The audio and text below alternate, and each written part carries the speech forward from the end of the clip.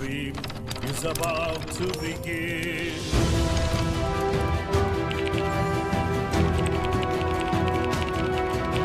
The banners rise, the crowd draws near, a realm of battle soon appears. Scars of honor, tales to tell, of kingdoms rise and kingdoms fell.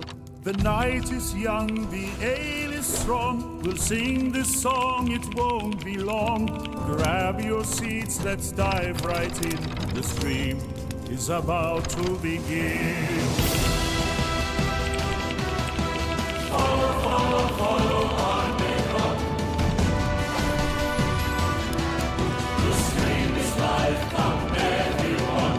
Stars of honor where legends spin. Follow Armegon, the stream begins.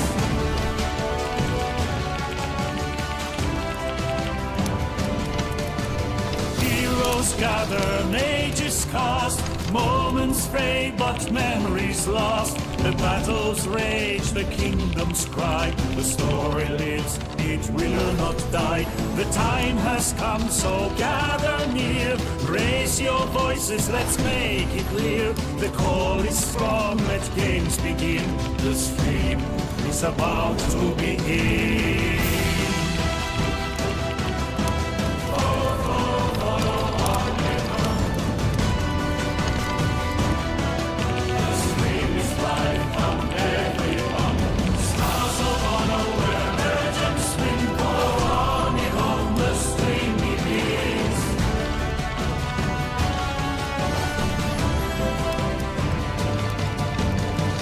Now heroes, take your place. Adventure calls in this grand space. Stay and watch, don't wander away. The stream begins, it starts today. Follow, follow, follow Armegon.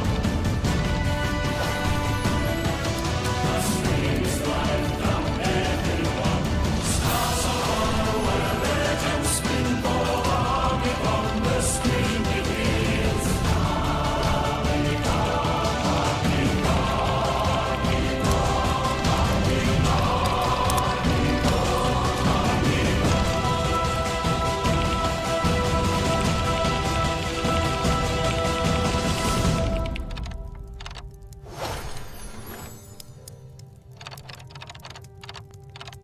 Hear ye, hear ye, the fire is lit, the stage is set, a tale unfolds you won't forget. Stay a while, brave souls and kin, the stream is about to begin.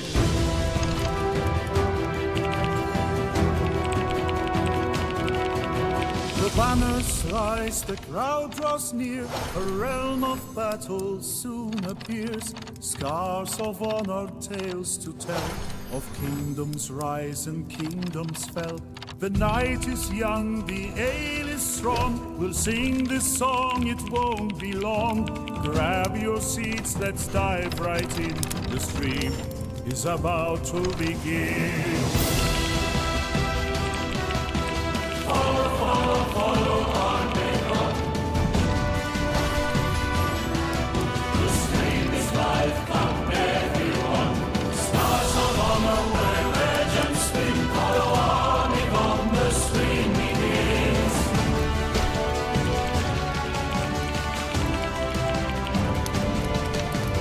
Heroes gather, mages cast. Moments fade, but memories lost. The battles rage, the kingdoms cry. The story lives, it will not die. The time has come, so gather near. Raise your voices, let's make it clear. The call is strong, let games begin. The stream is about to begin.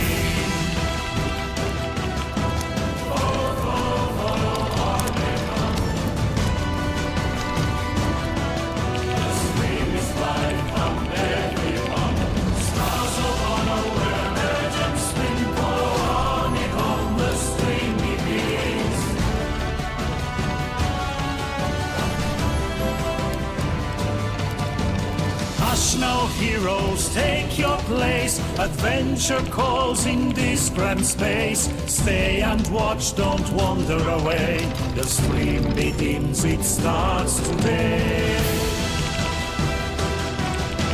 Follow, follow, follow Armegon. The stream is life, now everyone. Stars of honor where legends spin. Follow Armegon, the stream begins.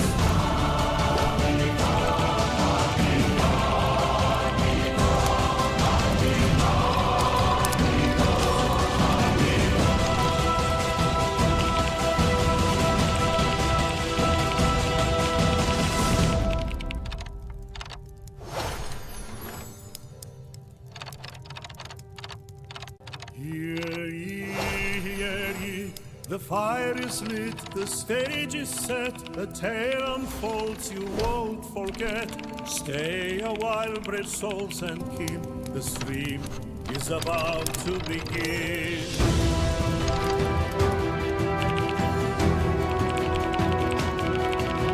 The banners rise, the crowd draws near, a realm of battle soon appears. Scars of honor, tales to tell, of kingdoms rise and kingdoms fell. The night is young, the ale is strong. We'll sing this song, it won't be long. Grab your seats, let's dive right in. The stream is about to begin. Follow, follow, follow Armegon. The stream is life, come everyone. Stars of honor where legends spin. Follow Armegon, the stream begins.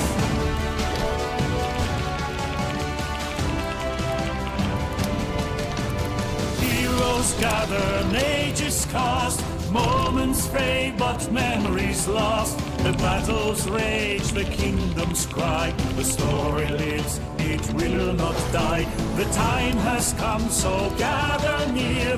Raise your voices, let's make it clear. The call is strong, let games begin. The stream is about to begin.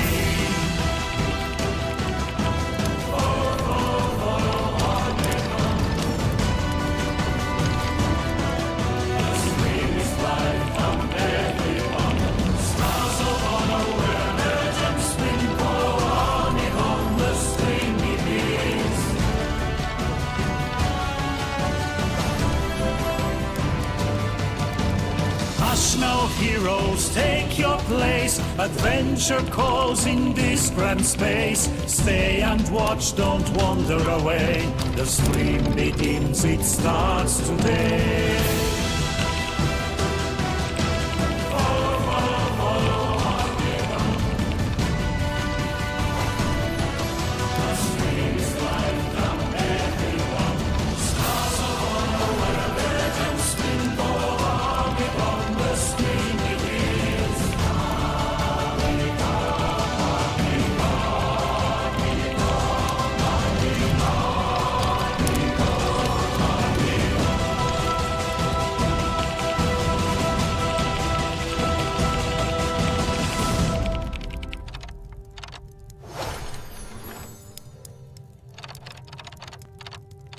Hear ye, hear ye, the fire is lit, the stage is set, a tale unfolds you won't forget.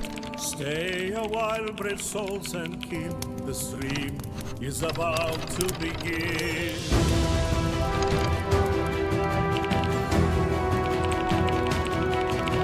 The banners rise, the crowd draws near, a realm of battle soon appears. Scars of honor, tales to tell, of kingdoms rise and kingdoms fell. The night is young, the ale is strong. We'll sing this song, it won't be long. Grab your seats, let's dive right in. The stream is about to begin. Follow, follow, follow Armegon. The stream is life, come everyone. Stars of honor where legends spin. Follow Armegon, the stream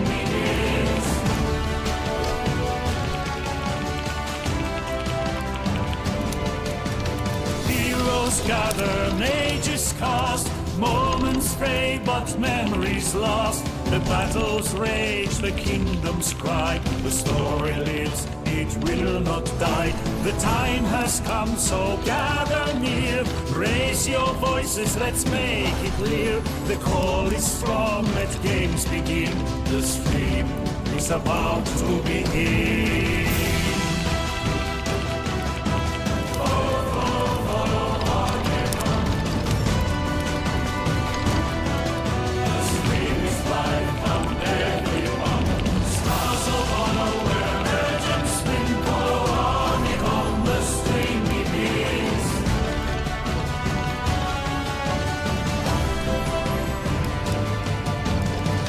Now heroes, take your place. Adventure calls in this grand space. Stay and watch, don't wander away. The stream begins, it starts today.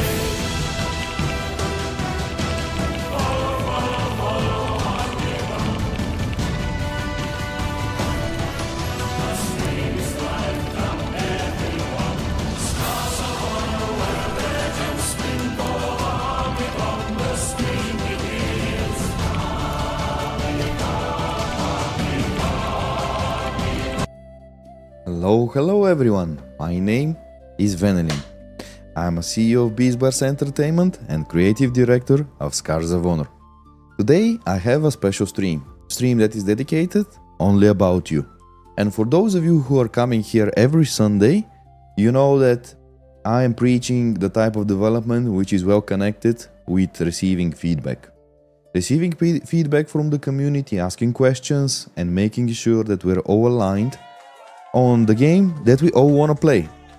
So without further ado, I would like to start discussing some of the hot topics that we have in our development process, update you with the progress of what is coming next, what we are building, and in general, hearing you guys, first and foremost, about the different topics that we have to cover today.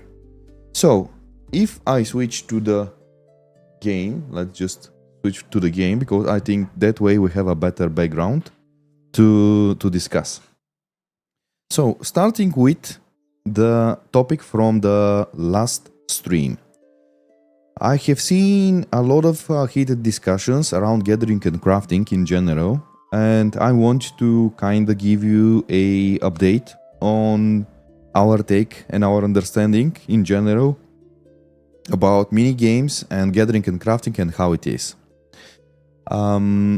I have seen around, if we just go for a second, let's go directly towards the poll, because this is the best way in general to see the feedback from the community.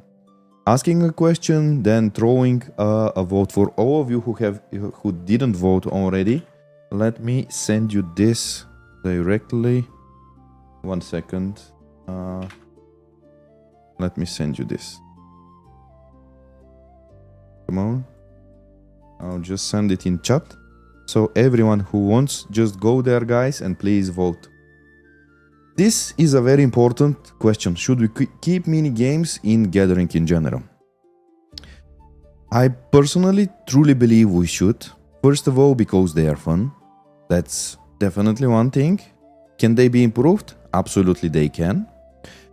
But guys, there is something really important that I think, let me just go back from here and let's go and find some notes, and I will speak while I'm searching for wood to cut, because there is one I see up there. But in general, guys, I believe the mini games are not just, as I said it previously. First, I don't like the idea of any game mechanic which is just idle mechanic. You just need to stay and wait. I have seen in many other MMORPGs where you just right click or you just interact with an object and then you just sit down and you wait and you see what is happening. So this is something that I definitely don't understand, and very close to this is like auto combat and auto play, these kind of features in games I don't understand, Because if you want the game to play instead of you, you just basically have enabled one application and that's it. How I see gaming and how I see game design in general, it needs to be interactive.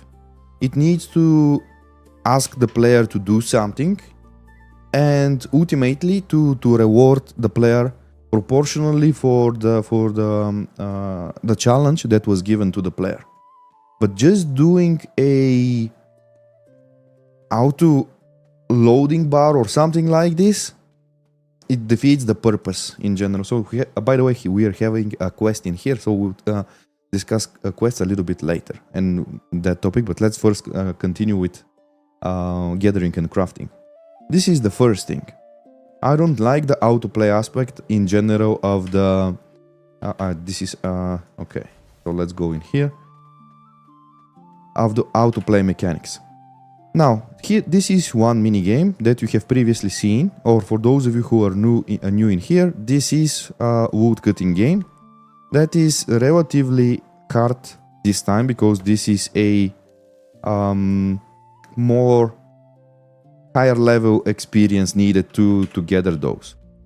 The moment when we beat the mini game, we were rewarded with, as you have seen, loot all over the place. Now, why? I still believe it's not a good idea to have the auto loot automatically or a button to auto load everything. First, because this is also another measure to prevent botting.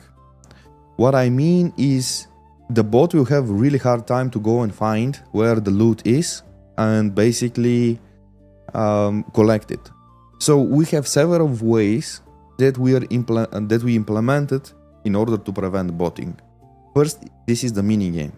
Minigame serves several things.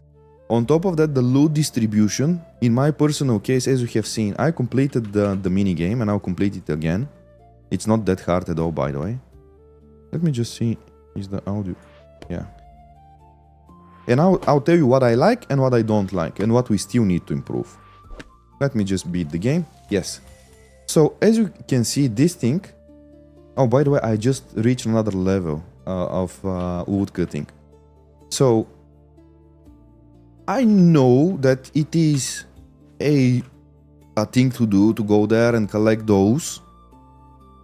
And definitely collecting all of them at once would be a good thing, like a good quality of life feature.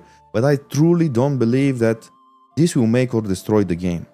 Everything that is helping even a little bit the bots and making their lives easier is a strong consideration, should even be done. So I'm not saying let's make the game bad because the bots shouldn't be able to bot inside, but I'm also not saying let's make the life of them easier, you know. So this is 1 second, let me just make it a little bit bigger because this is a new chat system which I don't know, is it good enough? Is it like that? Is it too small? It should be fine. Okay, so let me hear your opinion in general on the mini games, because 30% of you guys, as you can see over here, 30% of you are basically saying that we shouldn't keep those. So I want to hear your takes. I read a lot of the comments from the sum up video of the last mini stream, the last Sunday stream, and now I wanna hear in general what you guys are thinking. New gen AI bots will outperform players in mini games. It will definitely. It's not that easy, believe me. It's not that easy as you think it is. Read the comments on the poll. That's really good. That's really good. That's really good. Let's read them. Keep mini games for unique or high quality gear items, but I don't really want for the 100, let alone the 1000 healing pot I craft. What do you guys think? What do you guys think? I have one problem with this. The fact, the moment when we remove the minigame, we are effectively inviting the bots, because doing this is basically helping the bots. What do you guys think? Then, it's hard to answer. I want to say yes, but this is preliminary because I haven't gotten to try the mini games for gathering myself. It's hard to vote on a feature I haven't tried out myself yet. This is 100%. 100%. I completely agree with this, because I think the best way in general to test this, let me just increase a little bit the lighting here so you guys can see me well. Yeah. So in general, I believe we should do another poll the moment when the playtest concludes. And this will be one of many topics of which we are going to ask you. So this is 100% solid answer there. Absolutely, because it keeps bots to a minimum for gathering. At least it adds a new element to the game. Let's make MMOs more interesting instead of just raiding for gear. So this is basically a person who is supporting. There just needs to be a variety of some chew options. Let it fish in a river or eat fast. But if you go to a lake, it could lower the different fish rewards for a more chill experience, requiring less brain power, attention maybe, is what the person is saying. In general, you have the different types of... let me just see, is there a river down there? But I'm not really sure if there is a fish, already fish nodes, if they are set. Fishing in general is definitely one of the, if not the most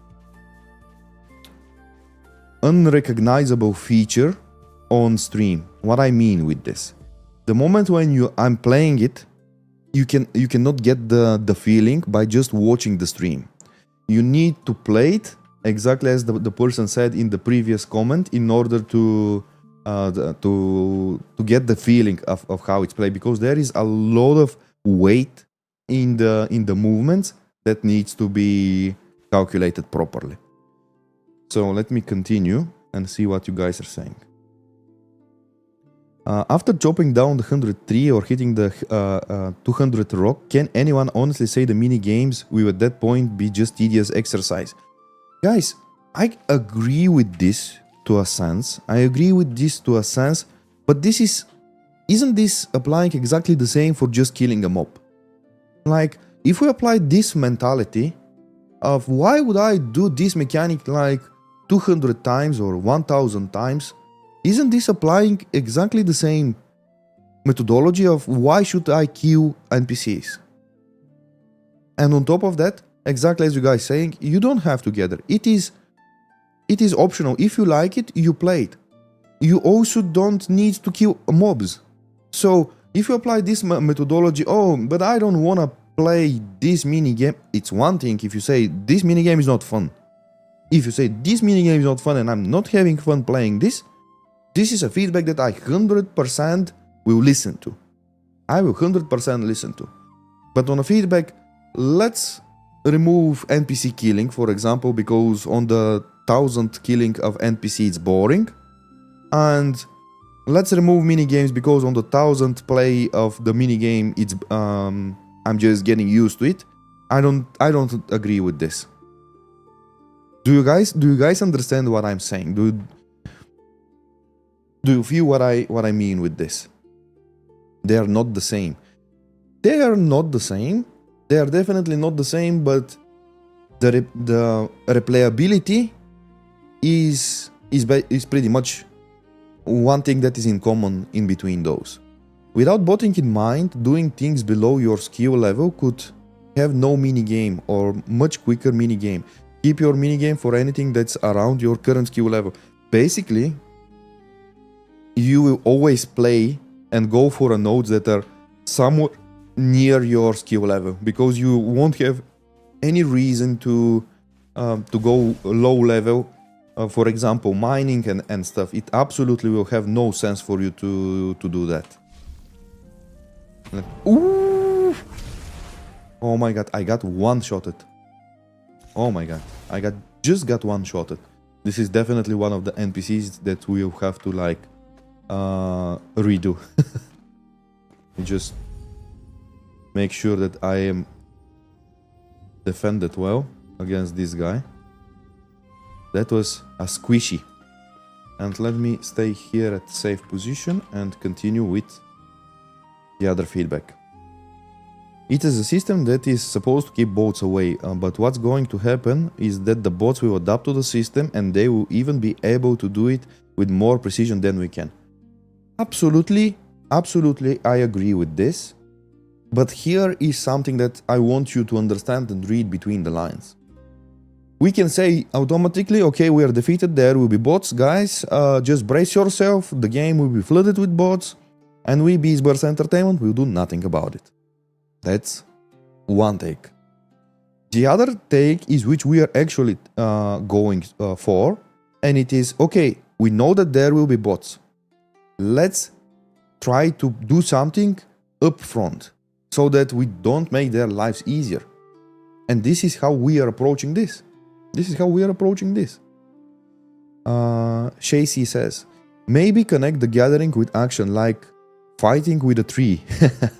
The best anti-bot measure is a gathering system that is so well designed that players actually want to use it, not just tolerate it.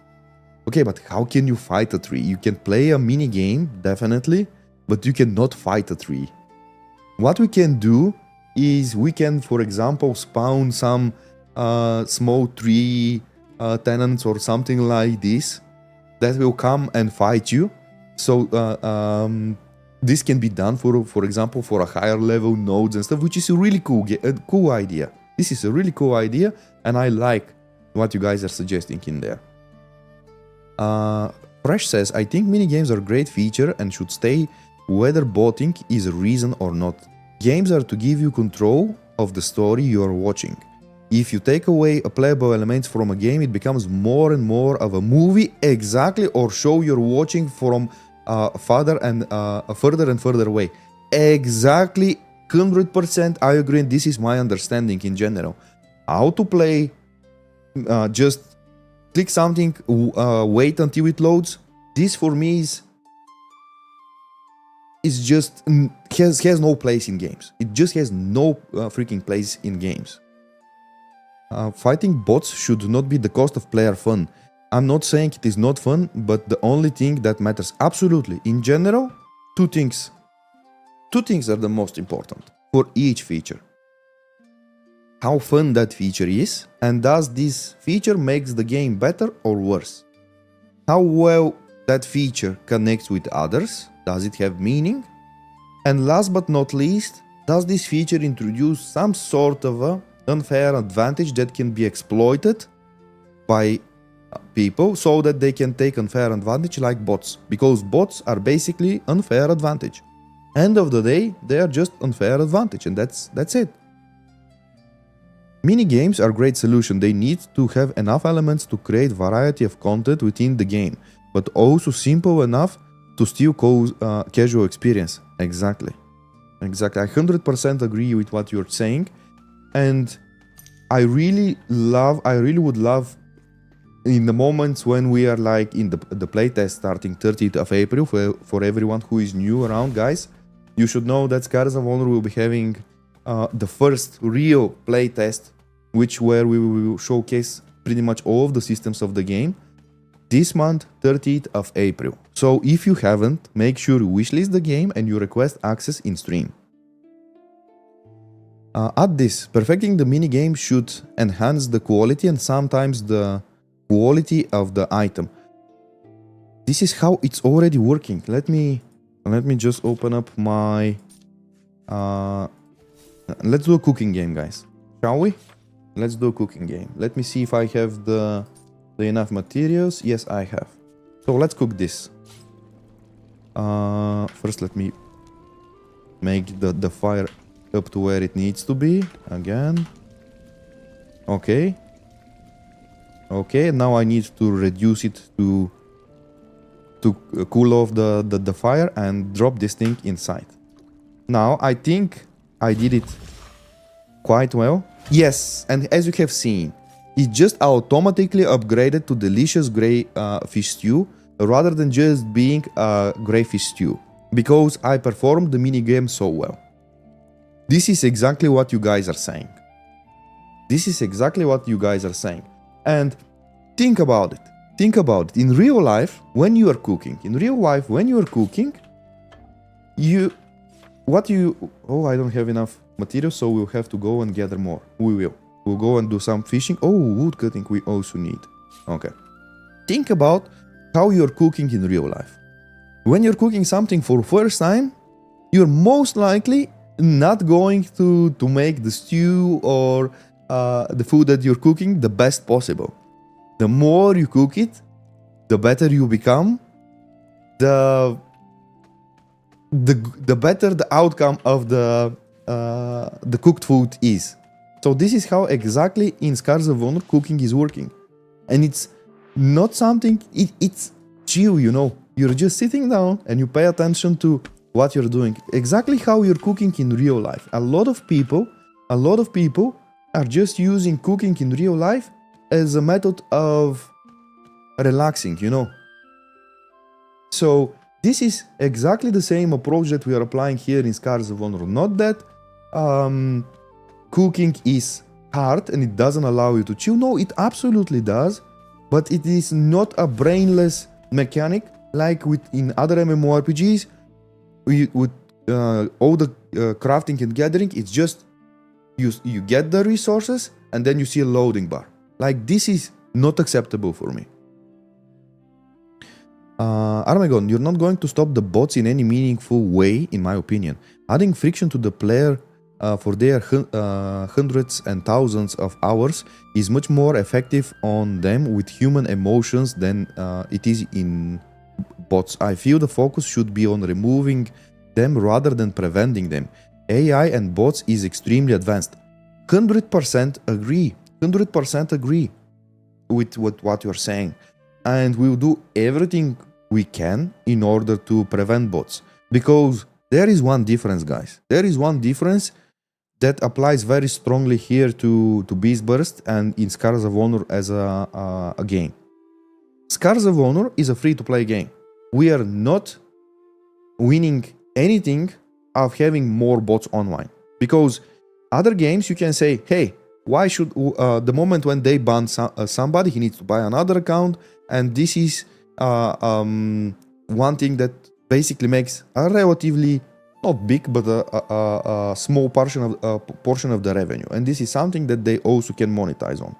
With us, it will be absolutely decremental, absolutely destroying the game, because if we don't do anything against bots, they don't even need to pay to get inside. So their entrance is already lower and easier for them to go inside Scars of Honor. And this is why we need to have something in mind up front. Let me just take those. After the playtest, when will the game be available? So, this is something important that I want to discuss with you guys. As we discussed previously on previous streams, Scars of Honor will go in early access. But early access for Scars of Honor cannot be paid early access because of the reasons we discussed. Like a free-to-play game, you cannot request paid access to it because this automatically will create two problems. First, if you are free-to-play user and you want the game to come later, everyone who has paid before you and have gathered whatever kind of advantage inside the game, you are having a really meaningful and strong point to say, this is pay to win because these people paid before me, now these people are stronger than me because they paid. And you'll be correct. If we do this, you'll be correct. On the other side, the people that have paid, we need to make a reset so that we don't do this pay to win aspect. If we do this reset, then these people will say, hey, I paid and now I lost my progress. So these people will be unhappy. In that sense, the only reasonable solution is early access to be free to play for everyone. So the moment when the game starts in early access, it is effectively the release of the game with a stamp on it called early access. That's the reality of it. And as you guys know, probably many of you know, that Scars of Honor was not scheduled to be released this year. The full release of the game is not for this year. So effectively, early access of the game will be Q1 of 2027. And this is... I don't want to sugarcoat it. I don't want to explain something that is not as it is. Because the game is still having like a lot of things to be done and improved in order to be ready for mass adoption. Right now, when you come on the test, and this is very important thing for you guys to understand, you're coming on a test for not beta. This is not even beta, guys. This is not even beta. This is purely a technical test where we want you to come and help us understand about the problems that the game have. And this is one bug as exactly at the moment as you see. The moment when I die, this guy needs to basically stop chasing me, which is a easy fix, and we will apply that fix. This is not a problem. But I'm just showcasing you the flows of the game as well. So I don't want to sit down here and hype you and tell you, hey, this is the best game ever, this doesn't have any problems, we are the savior of the genre, etc. I want it to be, and I believe it will be. But we are not yet there, guys. We are not yet there. And this is why I'm coming here every Sunday to get feedback, to get the feeling of what you guys like, what you don't like. And this is a journey. Making this game to become our new MMORPG home is a journey. It is not just 30th of April comes and done. We are having it done. The game is here. Yes, you have a lot of joy, but you also need to understand that there will be bugs. And if you want to have polished version of the game where the things are looking way better, you should probably come and play test it on a bit earlier stage. Because I have really good news, which I don't want to spoil right now, but we will do a lot of play tests this year. And when I said we are not going to go into early access this year, that doesn't mean that we are not going to be active and constantly checking with you. This is not what I mean. This is not what I mean. I definitely want to do as much as possible play tests, but focused play tests, guys. I wanna. Okay, I'll just spoil it. I will just spoil it. Ideally, after this play test concludes and we take the feedback and we understand the feedback and how much work we need to do, what are the critical things that we need to solve, effectively after that, every month or at worst every 2 months, we need to do play tests. We need to do play tests with you guys. We need to demonstrate you the improvements that we have done. We need to prove you that we are listening to your feedback. And guys, we need to build this together. There is absolutely no other way. I'm not building a game for myself. I'm trying to build a community, and with that community to make the game that we want to play. This is my understanding. How is the game different from every other WoW clone? Very good question. Very good question. So, if you think Scars of Honor is a WoW clone, just because we are using the stylized graphics and we are top target game and the combat system is relatively close to World of Warcraft, this is showing two things. First, that we did a great job with the combat system, because I still believe World of Warcraft has one of the best, if not the best, combat systems in any MMORPGs out there, and if it's that easy to be compared, that means we did a great job there. Second, that means that you have not yet seen a lot of the systems inside Scars of Honor. Because first, how this is different is the customization and the amount of flexibility that you have in building your character. That's that. Then you have the scar system. That is basically another layer on top of things that you are doing. And by the way, let me just hide for a moment the chat so you can see well the current scars. Let me re-enable it back. So this is first point of how we are different from any other so-called WoW clone. Another thing is exactly the big topic that we started discussing from the beginning of the stream, and that is, for example, gathering and crafting. Gathering and crafting in our game has absolutely nothing to do with gathering and crafting in World of Warcraft. That's that. Now let's move on from gathering and crafting, which there are several of them. If we move out of this, then we go into PvE, for example.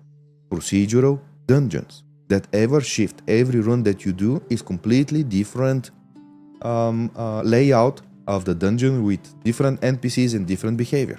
Completely different. I have never seen such thing in World of Warcraft. But now let's move to the PvP. How PvP is different? Basically, in everything. Arenas and arena modes are different. Modes that doesn't exist in World of Warcraft, like 1 versus 1, like 3 versus 3 versus 3, 3 teams in one arena. Let's speak about Battlegrounds, Morning Pass. Equal gear for everyone that enters inside, so it doesn't matter if 5 months you've been away from the game, you go inside, you are equal to the others in terms of gear, but not in terms of skills, so it's skill-based Battlegrounds. Then you have the default ones that are the progression type of Battlegrounds. And the list goes on and on and on and on. And last but not least, completely different monetization model. Completely different monetization model. The entrance to World of Warcraft requires you to buy first the game, ideally the expansion, and then pay a subscription. 3 things. For Scars of Honor, you don't have any of that. You don't have any of that.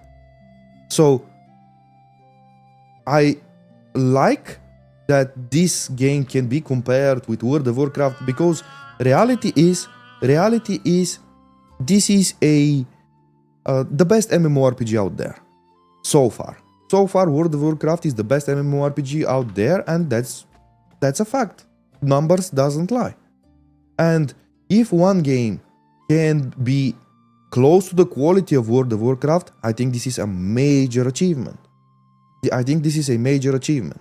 But WoW clone is a statement that can be stamped on our game or something like this only if the person really have not played the game or haven't heard about the systems inside the game.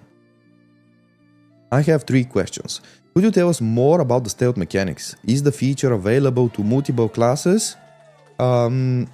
What is your take on class uniqueness? Are tanking and healing roles distributed across many classes? Is there a definitive best class for each role, or it's more situational? How much of a priority is tackling meta builds problem for you? Do you have a specific target for number of viable builds per class where you would consider the variety to be in a good spot? So, every class in general, and this is what we are going to work this week. This, as you can see right now, is the talent tree of the mage. It's quite vast. In many cases, talent nodes can go up to 300 and sometimes even more. So this is quite a big customization over each character. Now, here one thing, sorry, 1 second. Okay. So one thing that we wanna do better with this is to at least show you six different specializations. 6 different specializations so that you have 6 different playstyles. And these 6 different playstyles are basically the subclasses of this class. What is good is that you can mix and match and create hybrids so that you can create definitely a unique character of your own. This week we are going to revisit this to create something like a clearer path to see that, for example, fire tree goes here. Basically, the directional, so that it's a little bit clear at your vision the moment when you look at it and you're a brand new player. Right now, this is too much of a mess. And I really like the whole idea with talents, but I'm also realistic on the things that we need to improve. Forget about the missing translations here and there. This is obvious that it will be fixed. But currently, it is too much of a mess. It needs to have a little bit of a clearer direction, and then if you want to create a hybrid in between, do that. Be my guest. Do that. So let me know what you guys think for this. By the way, thanks for the subscription, Runa Daro. Agreed. Movement and combat movements needs to improve. I find the character movement stiff for 2026. You're completely right. Completely right. Because the animation controller is still not final. Animations are not final. And I 100% agree that this is looking stiff. This is definitely looking stiff, and it needs to be improved. 100%. 100%. But guys, you're watching currently, effectively and realistically, at the worst state of the game. It is the worst state of the game because from here onwards, we are just going to improve it. This is an early in development build. And you're absolutely right to say that the movement needs to improve. And another thing that I really want to improve, and we will improve this week, is clear directional path for the build, so that you can understand the direction that you are taking on. So let me see what you guys think. Perhaps have a nice background for each tree that showcase a rough outline that is a subclass. This is also something that we have discussed with the game designers, and they say that we have that, especially for the mage, so we'll try to implement it. But are we gonna be able to have all of these for this upcoming test? I'm not sure. But this is a really good feedback, and I think this also helps understand the player. For example, if this is the fire tree, let's for a moment think this is the fire tree. First, it shouldn't be situated like that, like at this kind of angle. It should be situated relatively north, for example, and it needs to have this fire background, so that the player right away knows, okay, this is more the fire build. Is it possible to auto follow a target? Of course, it shouldn't be optimal thing to use, but when farming weaker creatures, it's nice quality of life to just be able to target a creature and chill, instead of having always be sure that it's in a range, especially for melee characters. It's definitely a good thing. I agree with what you're saying, but it is not a priority right now, and especially for the upcoming test, because we have a lot of things to do and improve. By the way, guys, for those of you who have watched and inside our Discord, you guys have seen that this week we actually made the first open world boss, and we had a massive fight with it. So I encourage you, if you're still not in our Discord, make sure you join the Discord, because there every Thursday I'm doing a little bit of a spoiler images and stuff about what we currently are testing with the developers of Beastburst Entertainment. Oops. And let me just make sure that I nuke this guy, and then I will steal the loot. Hopefully there is something, by the way. Let me just destroy this guy. What happened to him? He got stuck or something? Okay. Let me see this. Now, this is one thing that I actually like in general. 1 second. Did I open that? Or I bugged it? Oh my god, I bugged it. Maybe. Let me see. So the E is working. Yeah, I didn't bug it. One thing that I like is these random chests in the open world. Hidden and put in places that are like just rewards for the players.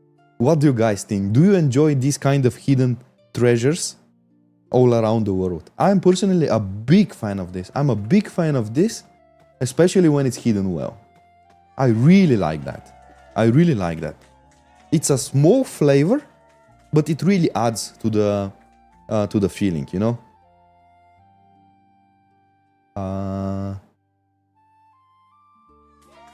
What is the overarching vision of the game? Are you creating art or just a product? Very good question. Very good question. So, I don't think I'm creating a product. I don't think I'm creating an art. Because I'm not an art guy. I love and I appreciate art, and I have really strong opinions about it, definitely. But me personally, I'm not creating an art. I cannot. I can, but it won't be beautiful. That's another story. Am I creating a product? Not really. Because I'm creating something that I want to play, first and foremost. I'm creating something that I believe is missing out there. I'm creating something that I believe brings back the root of why these games were good at first place. We used to play MMORPGs and enjoying playing them, not because they were the best looking games, not that because they were the most engaging games. We used to love them, and this is how I understand it, because we were part of something. We were part of a community that with the social media kinda got destroyed. With mechanics in other MMORPGs that made players to never interact with each other, we destroyed that. Social media in general, I believe, is the biggest enemy of MMORPG genre. Social media. Because right now, people are socializing, not really even in social media, but that's another discussion that we shouldn't discuss today. But to answer that, I'm creating a game. And a game for me, if it's a product, and the creator of it thinks about it as a product, something is fundamentally wrong from the beginning, you know? I always believe in making a craft. I'm not making an art, I'm not making a product, I'm making a craft. And that craft, whatever it is, let's say you're a blacksmithing guy or you're it doesn't matter what you're crafting in general, in real world. The moment, even if you're cooking something, and I'm always like to say this when I'm eating a meal and I can feel the love with which it was prepared. And do you get what I'm saying, guys? I'm trying to build a craft in which you can sense the love that was poured into that game. This is what I'm trying to make. If I succeed to send this message to you over the game, when you go inside and when it's in a state which is polished, which is ready to be released, and the moment when you see that game with the polished state and you say, okay, I can feel the love of the developer, now this is the true moment of success for me. Because this is the snowball effect that will make this thing bigger and bigger and bigger and bigger. And I don't see it as a product. I definitely don't see it as a product. On the other side, I understand that this needs to also make a financial sense so that we can continue and we can make the game for you guys, we can make more content. And that is the product part. But that's the afterthought. That's the afterthought in me. I really love one thing that Gabe Newell said. Make good game. Financials will sort themselves out. And I completely resonate with this. I completely like this saying. And there is several examples from the past of a game developers that did outstanding job. And we have a lot to learn. And one thing that is a really striking, and especially in MMORPG genre, is the fact that one of the best MMORPGs were made ultimately from people that have never ever previously made MMORPGs. And that's the mind-blowing aspect of it. And on the other side, people that have already made a very successful MMORPGs, they try again and they fail miserably. And then you sit down and you think, okay, but why is that? Why is that? And for me, it boils down to one thing. You can only once in life have the passion, the love, and the commitment over that product. That product, that game, that craft that you are making. And if I'm making an MMORPG right now, the amount of energy and love I will pour into this project 100% will not be the same if I'm making a second MMORPG, guys. And that applies for everyone. That applies for everyone that is making these types of games. You can make expansions and stuff, but this is still the same game. This is still the same game, and you're just bringing and making more content into it. Armegon, what is the combat skill ceiling you're aiming for? Example, do you want people to master the class 1 year or 1 week, and does the game have a point and click CCs? So in general, how I see it. First, there is a really interesting balance that needs to be created, in a sense that the game needs to be simple. You should understand like right away what is the objective, what needs to be done, so that it's simple. But then it should have the deep mechanics inside, so that it's hard to master. And this is the hardest part of making any game. Create a fine balance between simple to understand and simple to get into, and then hard to master. This is the hard moment. And I will fight and do my best to try to reach that level. And with your help, guys, I think we'll be able to. Because in order to do that, I believe the developer of that game needs to be in constant feedback with the community.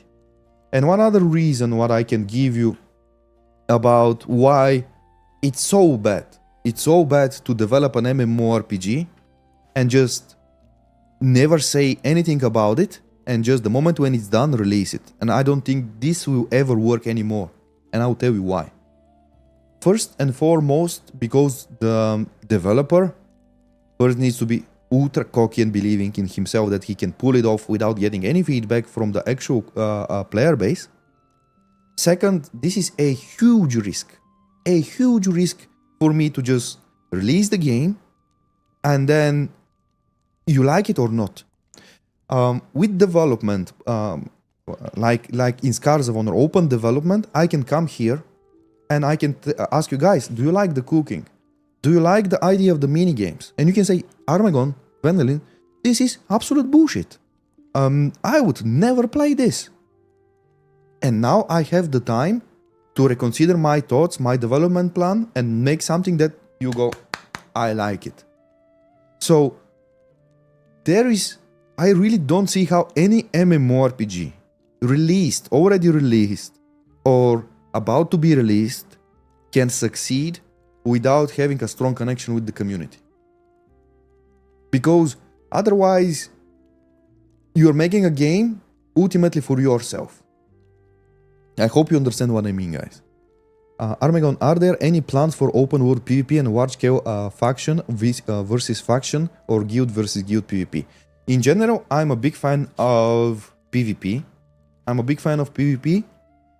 And I love doing that. One thing that we were discussing with game designers, and this is not confirmed, this was just discussion, and we'll see if we can pull it off in general. But for the upcoming test, we were thinking about putting guards in the two main cities for Sacred Order and Domination, and then putting the generals inside those cities. And if Domination comes and beats the Sacred Order general, you guys get a scar. You guys get a scar. This was a really nice idea that was thrown on the table, and I want to hear your opinion of this, because this will create definitely a really good activity. Let's put it that way. Now, speaking about scars, I really want to cover one topic, by the way. Before that, let me just read one comment, and then I'll give you the full information about it. Other PvP area where we can harvest materials for battleground and game gear. Find a way to punish clans for trying to take over the area. Add battleground PvP maps where people can queue for up and chance to get an endgame gear recipes that they can only craft themselves. Add separate battleground level that people can grind for it in order to craft, equip, and endgame recipes they made. This is a really good suggestion in general to connect the crafting with the PvP. And there are many things that we can do to do this. But now let me go back to one important topic, because this was also feedback that was brought from you guys. And I thought about it, and I sit down with the game design director and said, look, I'm doing this with the community, and I'm taking their feedback, and I want to tell you that there is a really strong and very valid opinion that scars should never be, let me just minimize the chat for a moment so you can see a little bit better. Scars should never be just a, let me just snooze this. Oh my god, I'm stopping so much. So ads should, okay. Scars should never be just a simple mod stat thing, like +5 armor or plus whatever, because this is something that you already have inside the talent tree. And with the scar system, we want to make them meaningful, and ultimately a thing that you would receive only when you beat a certain challenge. With that said, I would do a poll right now, because we are thinking very actively on leaving scars only for beating a boss, or completing a high tier dungeon, or completing a very long quest chain, something really meaningful. And we are thinking of completely removing scars from the level up system. What this means, what I'm saying is, do you guys agree with this direction of where scars are only given as a, think about it as an extra loot from the open world boss and something like this? This should be something that the moment when it pops on your screen, you're like, oh my god, I did something. And this is also making our life easier. I'm gonna be super open and honest here. For the game designers and me, myself, and the company, this is also making our lives easier, because think about it, 50 levels, and you get a scar on each level. This is tons of scars, and the moment when you get tons of them, you start to not appreciate them. So less work for us, more achievement, like more value. So this is a win-win situation. But I want to do a poll, because I want to be confident with that decision the moment when we move forward, that me and you guys, we are all on the same page. Let me re-enable the chat and let me make a poll on this, because this is a very important question. 1 second, ladies and gentlemen. Should scars be removed from leveling? Yes. Please put yes. Keep them on meaning. Keep. Make them meaningful. Okay. No, I want more scars. Let's just do it that way. Okay. So guys, I want to invite everyone who is watching from YouTube to join Twitch to answer that poll, because we are having quite a big number in YouTube as well. And in general, this is another topic that we'll discuss later, but I can only run polls in Discord. And Oh my god. In Discord I also can, but I can do this in Twitch. While we are speaking, let's just make one for everyone. Which brings me to this. Let's just create a new poll. Should we make scars only? Should we remove scars from leveling?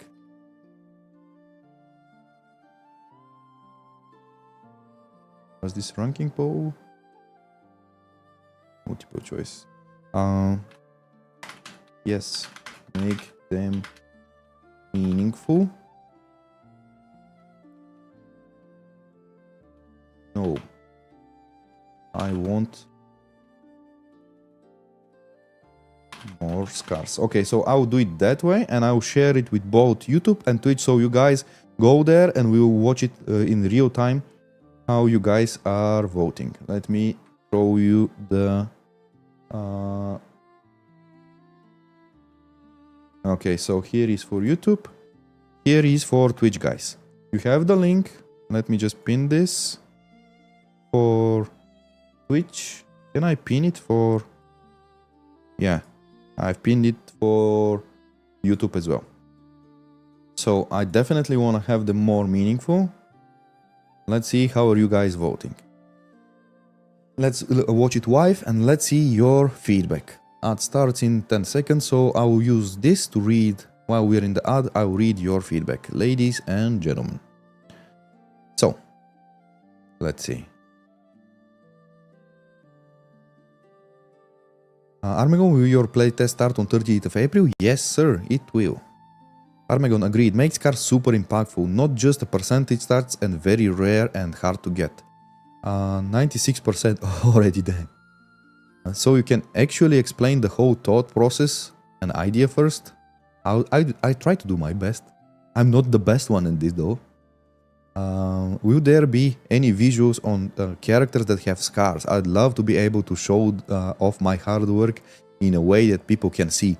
One thing that we are planning to do is some unique scars in general, to put some VFX, some additional stuff on your character, so that when you see that guy, you say, oh my god, that guy achieved something. So we're thinking about it. I don't think though this will be a thing for the public test right now on the first one that we are going to do. I don't mind if they're meaningful and they're just in the leveling process, but they should be substantial either way. Yeah, but think about it. If we give you tons of them, it is automatically becoming something that you are having quite a lot and you don't appreciate. It is exactly the same philosophy, guys. Just think about it for a second. Why you would care when you see a blue item or an epic item? You would only care about them when you are fully committed with a common gear. Like you haven't even received a green gear or something like this. So I personally believe that the moment when you make a scarcity of something, you see scar and scarcity, you're effectively making it more valuable for the player. And this philosophy applied for items and scars in general is the recipe to go forward. This is how I see it. Because I really love the moment when I see something that is super rare and I have it.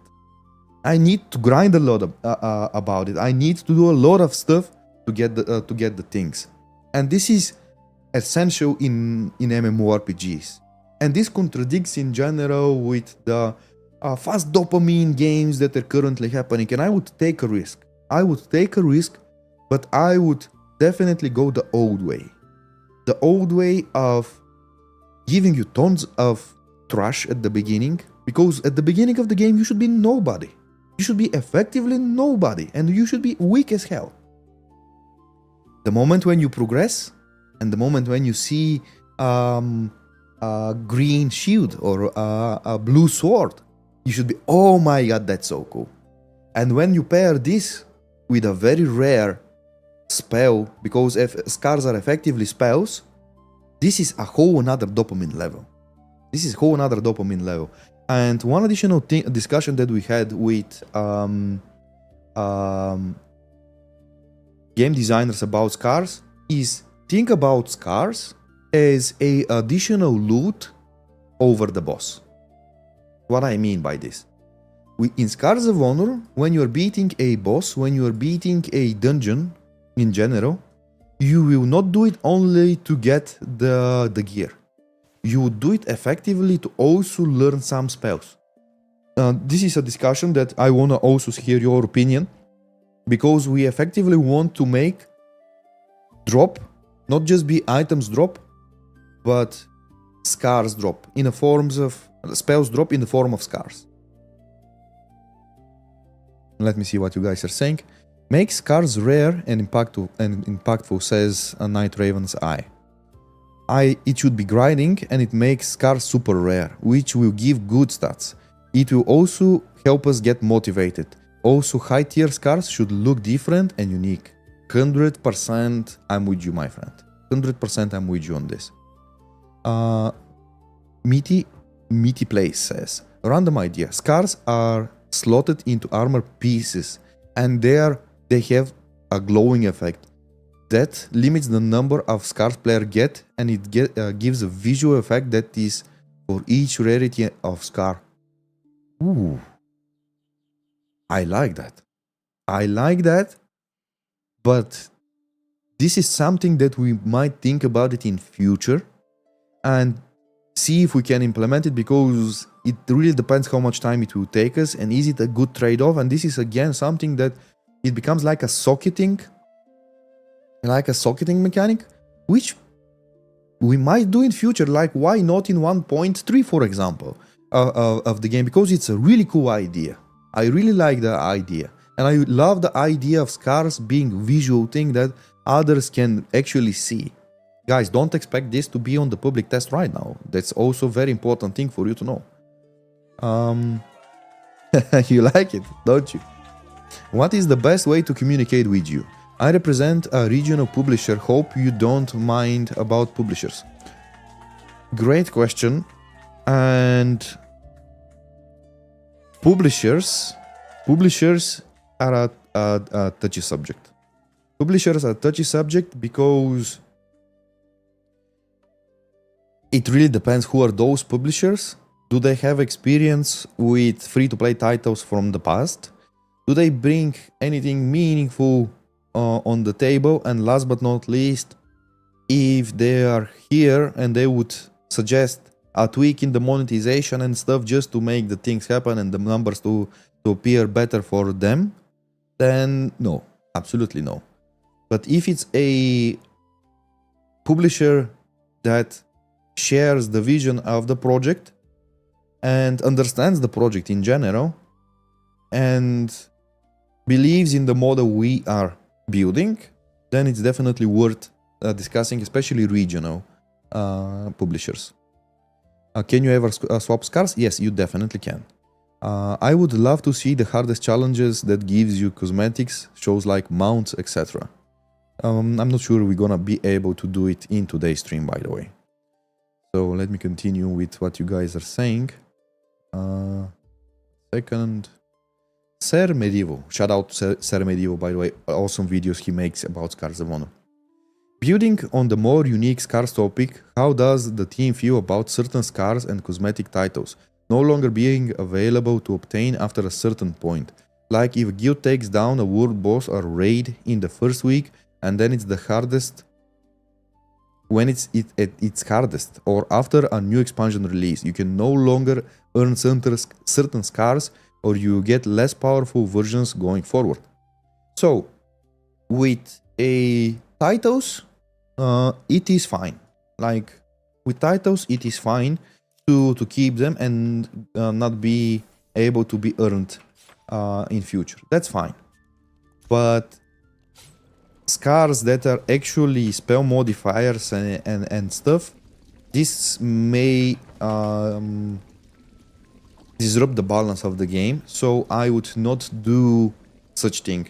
scars, especially if we are making a major overhaul on the playstyle, on the game design side, should definitely should be in a position where we can reset them.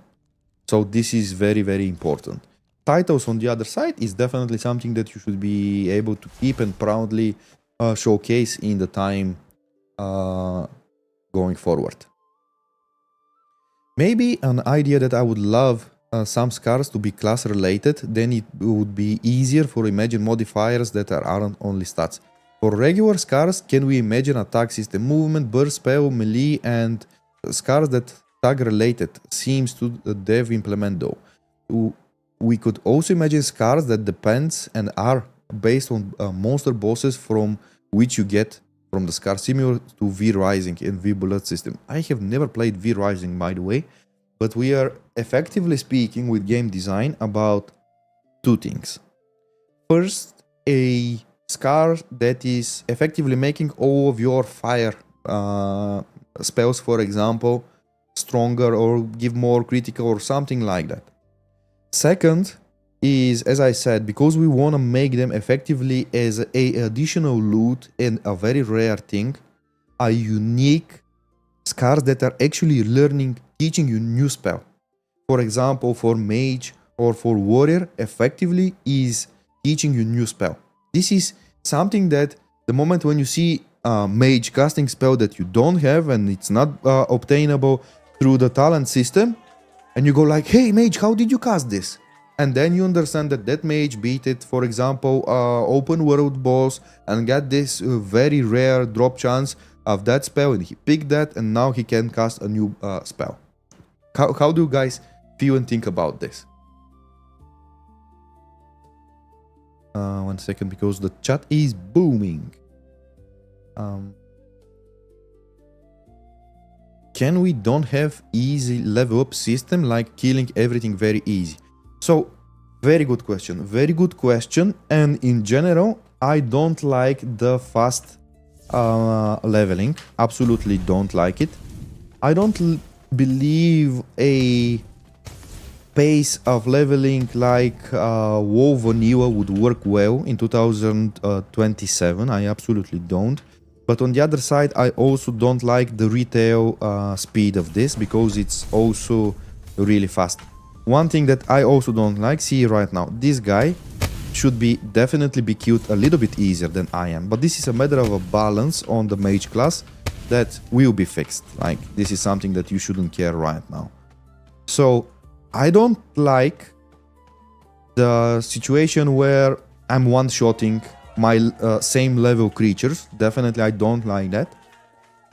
But I also don't like the situation exactly as it is right now, because I am effectively like spending like 1 or 2 minutes for just one simple mob.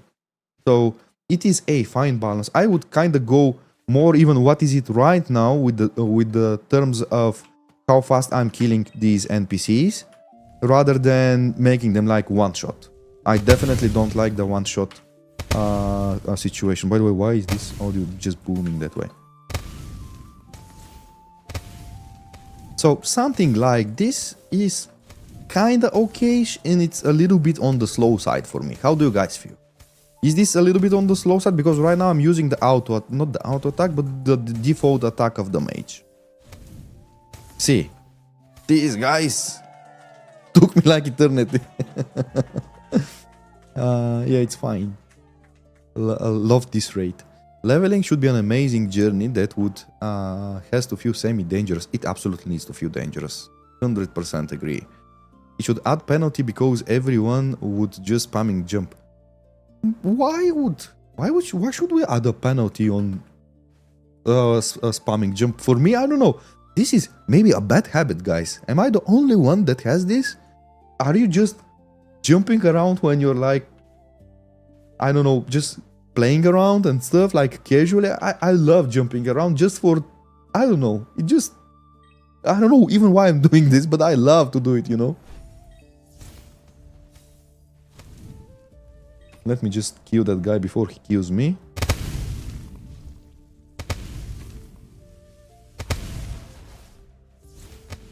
By the way, one good combination is Blink and having this Stormbreaker effectively directly on the target.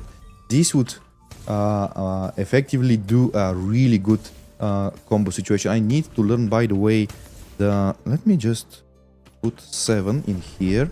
Let me enable 4, and now the moment when it's about to blink, I didn't catch it. But this is a really good thing to do if you are... Oh my god, I need to run. I need to run, oh, otherwise I'm dead. Let me hide myself.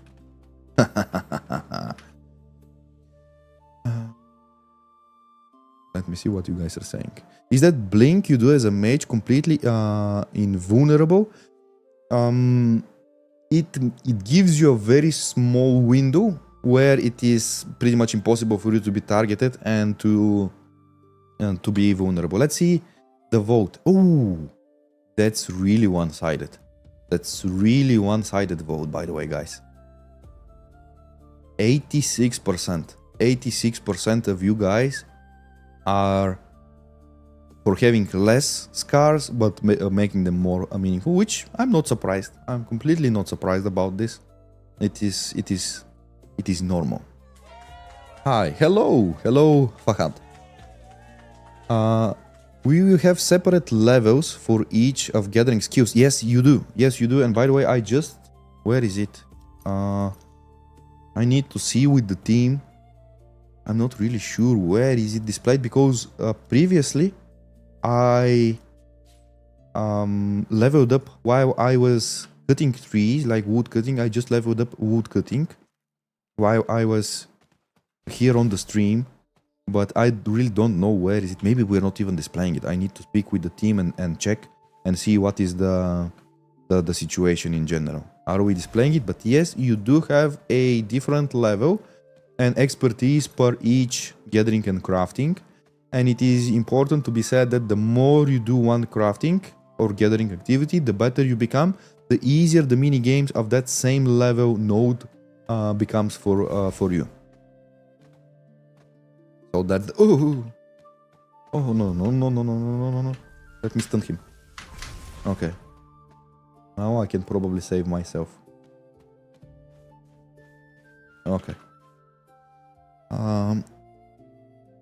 Let me see what you guys are saying. Like Guild Wars 2, I'm not really sure how it's done in Guild Wars. Toxic spider equals skeleton. No, this is a placeholder.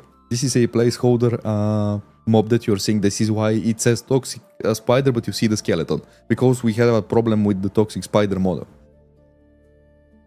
What's the economy loop in this game? In Albion, economy is working because it's full wood PvP, and crafters actually earn money because they craft gear for dead players. That's a different loop.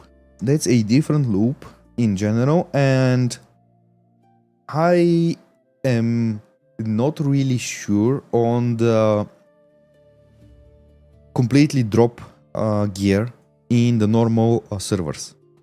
As you know, Scars of Honor will have hardcore servers where we are thinking about a mode, hardcore server, where basically the moment when you die, your character is not lost completely, but rather we make a roulette on top of your current gear. You see this moving, bim, bim, bim, bim, bim, bim, and then it stops here. The moment when it stops here, it destroys this item. So you completely lose this item. So this can be effectively a good thing in the hardcore servers, because on the other side, it will kind of boost the gathering and crafting in a sense. But hardcore servers in general are intended for the hardcore audience, and it will be a very great content for the streamers, absolutely, because this is a really fun thing to watch. Let me move on with the other questions. I've noticed that in many modern MMO, levels are pretty meaningless these days. Would you just level up for the sake of leveling, but not because it means anything? Do you think levels should mean something?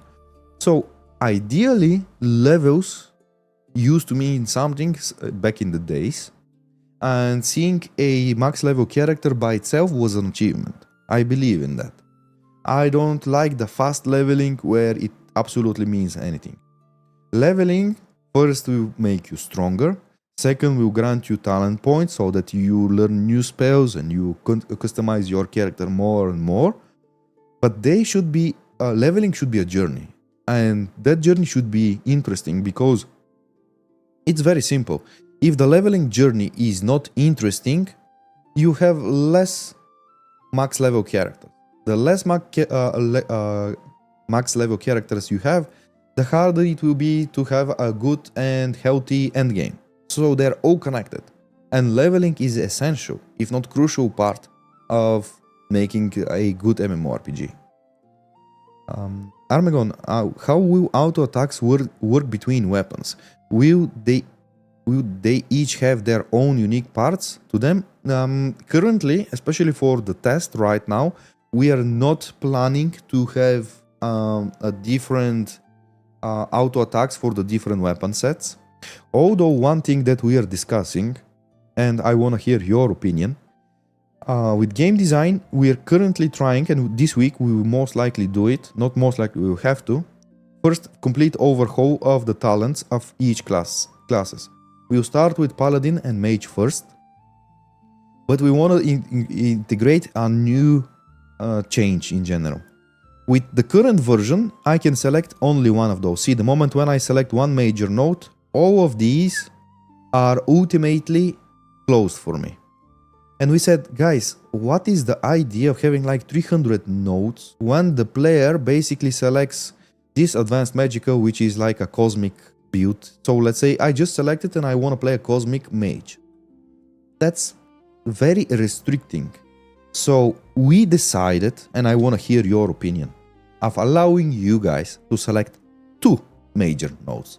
So for example, you can select cosmic and for example, a tank. A complete and by default very hybrid builds that will allow you to ideally have tons of possibilities for you to build. Do we agree with this, guys? Are we making a round of applause for this, or are we going how are we doing this? Anyone? Did I stop them? Yeah, I haven't. I haven't. Okay. So yes, this is what we are planning to do with the talent system. Will there be a distinction between PvE and PvP gear? Completing bosses, specific quests, and PvE challenges should yield currency that can be used to acquire endgame PvE gear. Now, in general, I would like to hear your opinion on this, but before that, I will share my thoughts on this. I am a believer in one uniform gear. I don't like the idea that separating the gear in PvP and PvE. Yes, it can give a lot more playtime. Basically, we will restrict you that way, and that way we are cheating and we are squeezing more playtime from you. For example, if you want to do dungeons and you want to do arenas. If we say arenas, we will require resilience or whatever it is, but this is something that you don't do at all. You don't care about it at all in dungeons. We are effectively saying you need to grind 2 times. I'm personally not a big fan of this, and I believe that if I have taken a very unique axe, for example, from a very hard boss, I should be 100% allowed to use that axe to smack your head in the battleground. Like, this is how I see it. Like, I have the full bragging rights because I have destroyed that great dragon to come and destroy you in the battleground. On the other side, if I am a full arena gladiator, I also think I have the full freedom to be in the full right to be in the raid for killing the dragon, for example. How do you guys feel about this? How do you guys think about this? Should we separate PvE and PvP gear? A very good candidate for a poll. Let's make another poll. I will make tons of posts today. Should we separate PvP and PvE gear? Yes? No. By the way, can I enable the comments? Allow comments. Yes. So I would love to also see your comments in there. Creating the poll. No, we should not separate them. And I am giving you the link. Can I pin this one as well? Yes. And I'm giving it to the YouTube stream as well. Guys, please go ahead and cast your vote, because this is a important and yet another important decision to make. If it's more than just yes or no, it is exactly this. It's more than just yes or no. This is why we have the comments. So make sure you guys drop your comments in there, because this is exactly on the topic, and I like this kind of approach because first it allows me to interact with YouTube and Twitch effectively together, and this is tons of people already, and we have a structured way in receiving the feedback. Here I believe, can I edit this and enable it? Yeah, I think I can. So where is it? Allow comments. Okay, so both of the posts are having the comments about the scars and about the PvE and PvP loot. Okay, so I need to refresh in order to read it. Will it have PvP and PvE open world server? Also, if there is a PvP world, it's like Albion full risk loot. Will also have it add-ons? Oh, so tons of questions. In general, I don't like to make the players lose their gear, especially on not hardcore servers. So I think this is not a great thing if it's not on the hardcore servers. Now let us just fight the awesome gear we find and show off our shinies, 100%. Yes, extra resilience, defense, health, whatever is to survive in PvP. Exactly, just make the build the way you want it. If we create this weird separation, like for example, what we can do to make sure that you play both is we can make, for example, the best weapon, two-handed weapon, for example, two-handed sword, let's say, to drop from PvE activity. But then we can say if you want to take the best axe, for example, this would be in PvP. And that way you would go and chase two different things. But the moment when you obtain one, please, for the love of God, use it and just show it off. Show it off. This is how I see it, guys. This is how I see it. But let's see the comments. Let's see the comments and let's see the vote. Yeah, you like it. Okay, let's refresh again so that we get more. Don't force PvP people to PvE to get a gear to play in PvP and vice versa. We won't. I definitely don't like the idea of forcing the players. I don't like the idea of forcing the players, because the moment when you force a human being, the human being will do one thing. It will apply a force back. And this is not the way to do this, especially in gaming.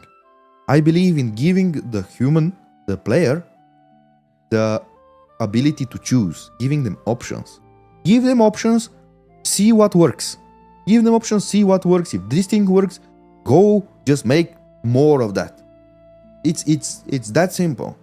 I'm not that cocky and believing that I know the best and I will say, and whatever I say, that's it. No, I have my opinion. I have my opinion. I can be a strong believer in one thing.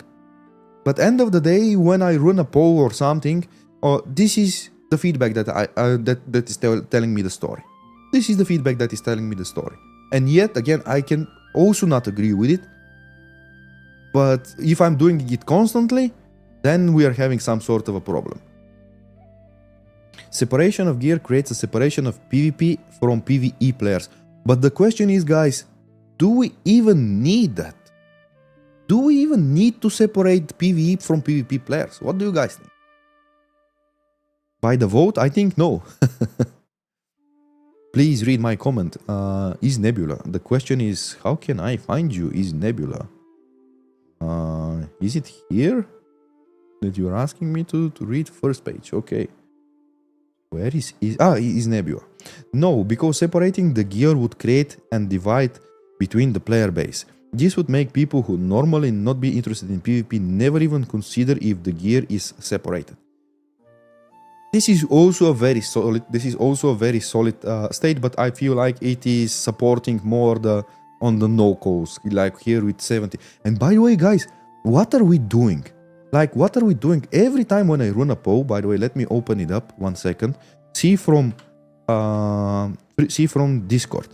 So I created this poll, which is for the mini games. And again, you guys are always voting like 70 to 30. Like, how are you guys achieving? Is this always the same people here? Is it always the same people on the 70%? And then the 30% are just the other different part. Like, is this what we're doing, guys? It's really funny, you know. So let me continue with... I think it should be able to PvP in PvE gear, but generally you shouldn't be as powerful as someone with PvP gear. But this in itself contradicts. Like, if you're able to PvP in PvE gear, but generally you shouldn't be as powerful as someone with PvP gear, this is effectively the separation. This is effectively the separation. We will have separate each level for gathering. Oh, this is an old thing. Sorry, guys. Just jump to the most recent one. 1 second. I don't know if you have seen the trend, but PvP MMOs are doomed. In what sense you believe PvP MMOs are doomed? Like, what kind of a trend and why you believe that? This is I definitely wanna hear what you're thinking. Okay, somebody is even writing something in French. So hello, Red no, you know it. But please try English. Vocal minority is gonna vocal minority. The majority are happy with the direction you guys are going. That's very lovely to hear, but in general, I always think about that part as well.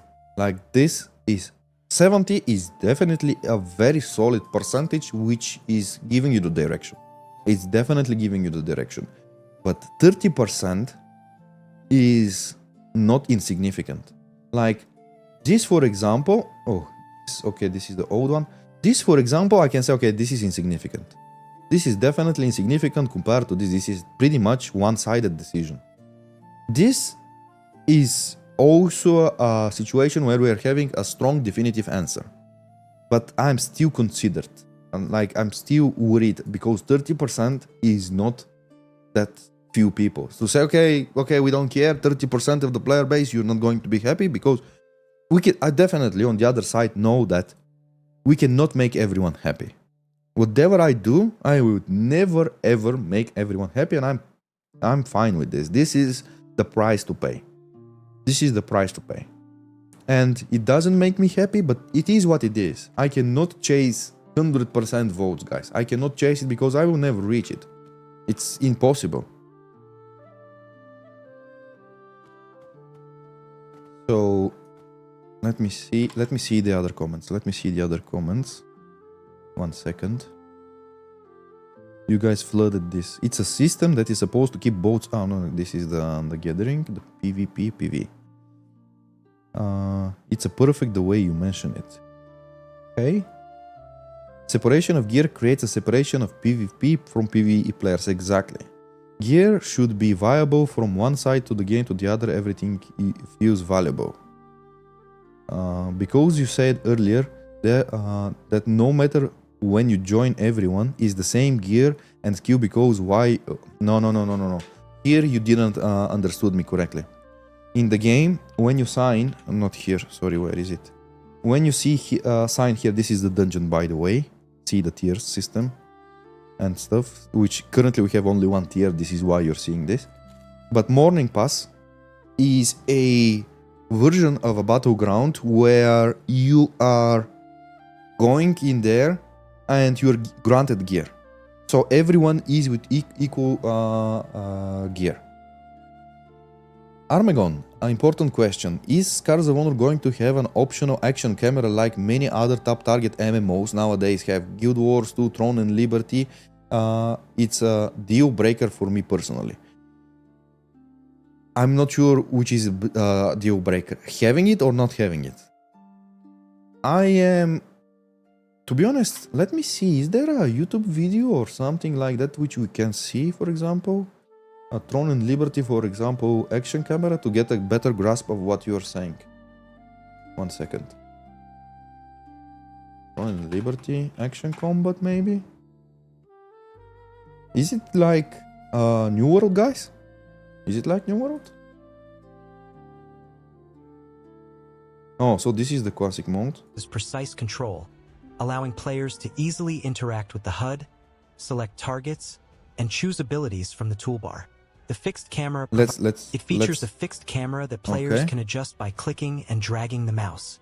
This mode emphasizes precise control, allowing players to easily interact with the HUD, select targets, and choose abilities from the toolbar. The fixed camera provides a strategic overview of the battlefield, making it ideal for players who prioritize tactical decision-making. For optimal visibility, it's recommended to position the camera further away from the character in this mode. Action mode, on the other hand, offers a more immersive and fluid gameplay experience. The camera moves dynamically with the player's input, creating a third-person action game. Yeah, but it's again the same targeting system, just different selector. Cursor-based targeting with a crosshair system, encouraging more direct engagement with the game world. Players rely more on number keys for ability activation, resulting in snappier controls and a greater sense of involvement in combat. Action mode is best experienced with the camera zoomed in closer to the character. While personal preference ultimately determines which mode to use, action mode is considered slightly advantageous due to its engaging and fun gameplay. Players can switch between modes in the game settings, allowing them to experiment and find their preferred style. That's all for today's breakdown of Throne. This is a great idea. Although I need to play it, but guys, from what I'm seeing here, it is effectively just a client thing only. Action mode, on the other hand, it just selects the same target again, which is, I'm not really sure if this is pure action combat, because this selects a target the same way, rather than just click. The moment when you aim at it, it selects. Is this correct, guys? Can we, let me see in Steam, do I even have that game? Can we fire it off and see it? What was it? Not here. Throne and Liberty. Okay, I had this thing long ago. So let me just download it. By the way, I think I will download it relatively fast. Let's see. See this? I'm not bragging right now, guys. But I think I can download it relatively fast and we will try it out. So let me just Armegon. So let's do a poll. Let's do a poll for this, because this is one of the most important polls, most likely. Should we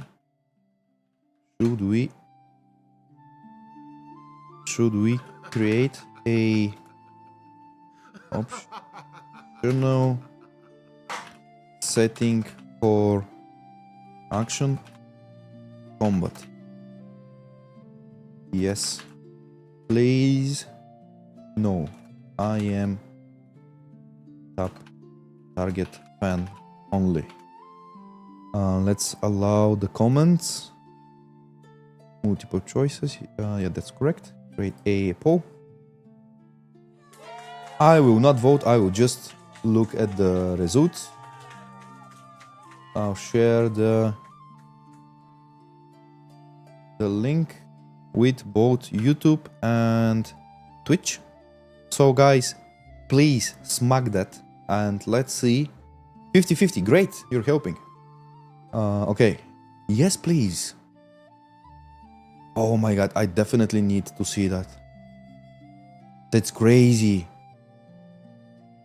Are we gonna do it again 70-30? Are we gonna do it again 70-30, guys? Please don't give me 70-30. But the only thing worse than 70-30 is 50-50. Please read Kaiser comment. Where is Kaiser's comment? It's really hard, sir. Is it in here? Kaiser comment? Kaiser.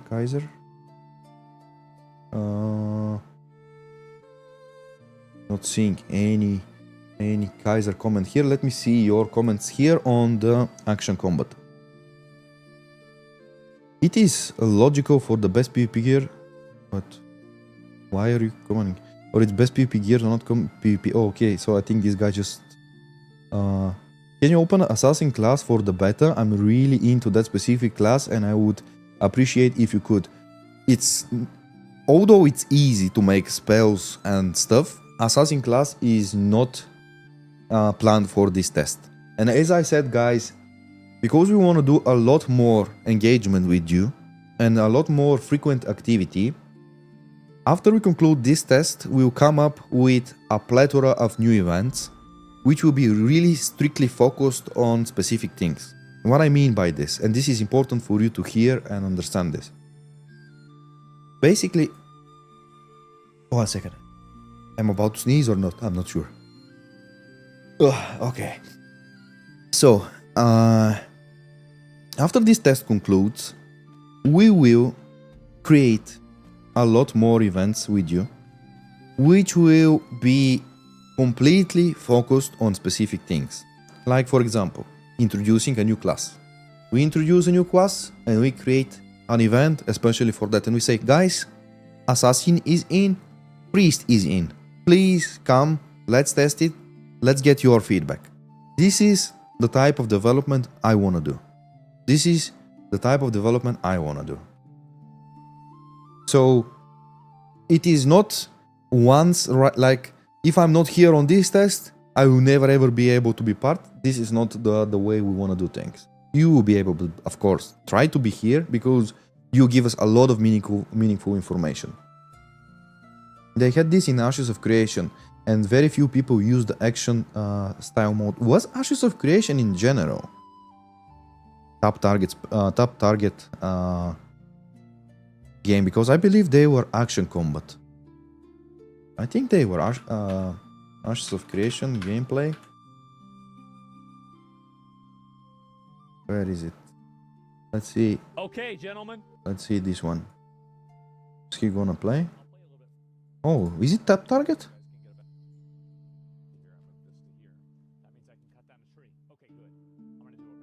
Ashes is both.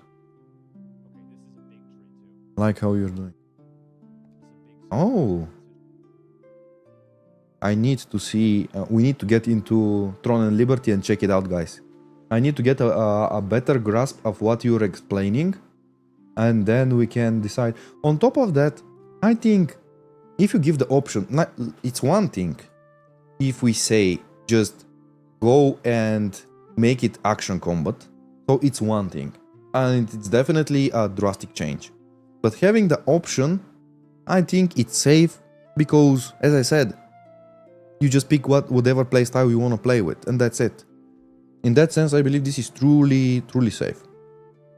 It is not action combat, it's action camera, just for your information. Two very different things. Oh, okay. Okay, this is probably something that I was missing about. Action camera is one thing, action combat is completely different. I completely agree. So, Throne and Liberty is action camera, right? Because from what I see, it was just, again, selecting the target with the different modes of selecting the target. Right? Okay, guys. Okay. I got it. Okay, so we actually have the game. Maybe at the end of the stream, we'll go there to test this thing out and see it. Let me see the comments. Let's stop. Asman Goat. I don't care. Does it matter? Option in It's so important, soft target camera following your aim. It's hard to design for healer, but it's good compared for classic top target camera. Okay. No, it's a waste of resources unless your action combat is optimal way of playing. We need both. Make an option for both from settings so players can choose whatever they want. That's probably the best take. That's probably the best take. Oh, though, one thing. Guys, it's not final. And I cannot confirm you that we will do this because first I need to sit down and speak with game design. Are they happy with that idea? And how close to which game it will be?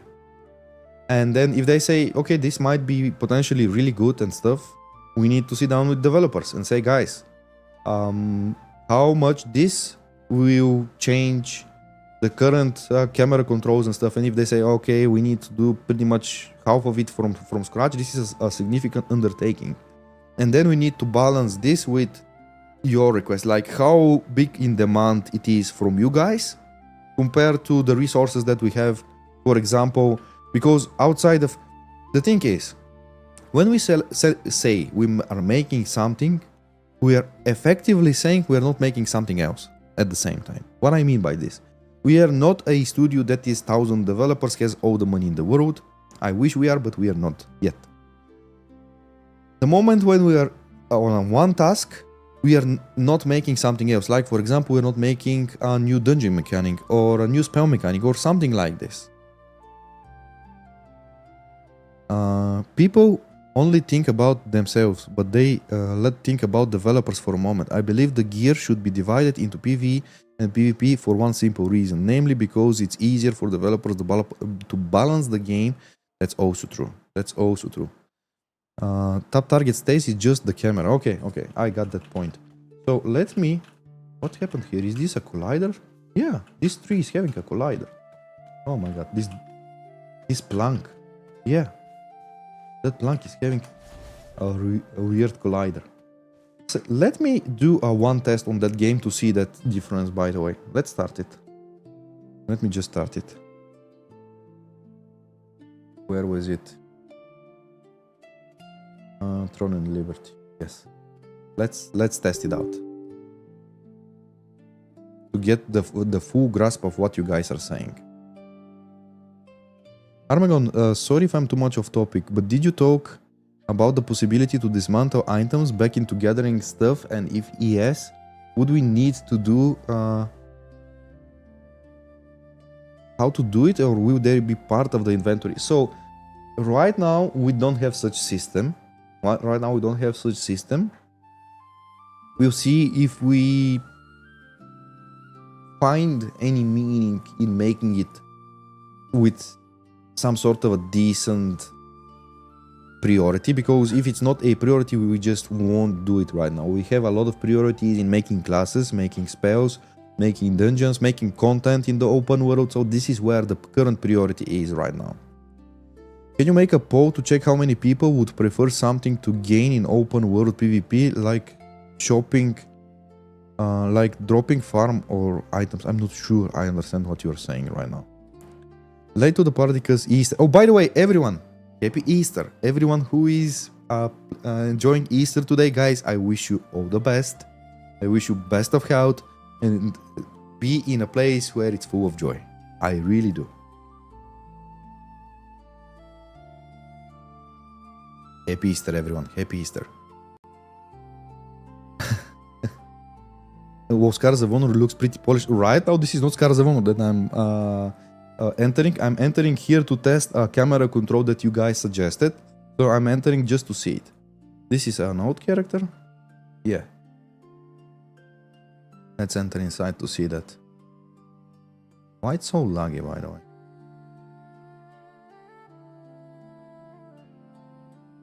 Okay. What? Weapon combination guide. What's that? Oh, let me play. So this, what is it? This is the top target? Or which one is it? Is there a... Oh, what happened? What should I do? What?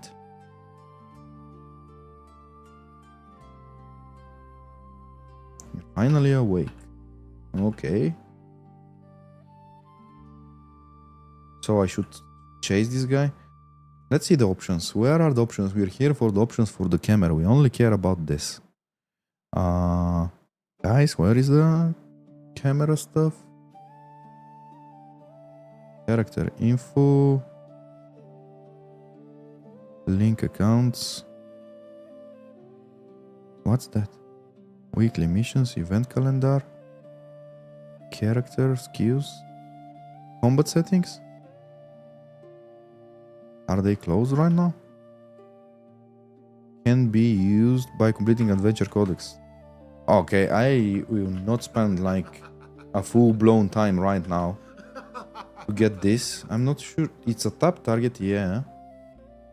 Definitely a top target, so I cannot switch it right now, guys. Press V or O. Okay, V. Oh, okay. It's good if I read the chat from time to time. So right now, oh, okay. So this is just a selection mechanism. By the way, lead game designer, game design director Alex Filipov would love this because he was the big advocate to basically copy this targeting system. He was a big advocate about this, by the way.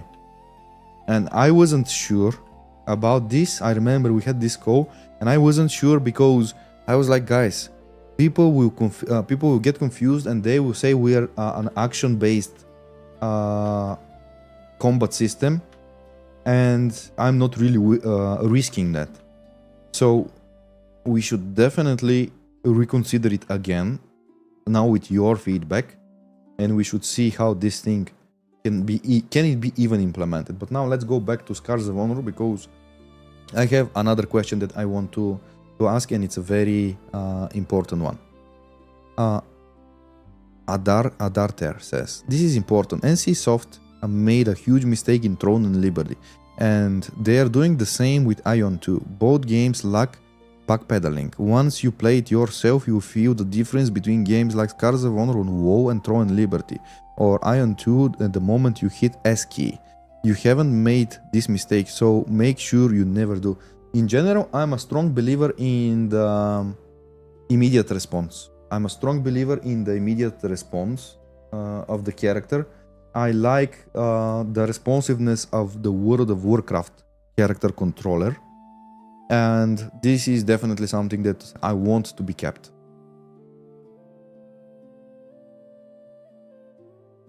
World of Warcraft have the best camera settings. I completely agree. I completely agree. Now Scars of Honor have it too.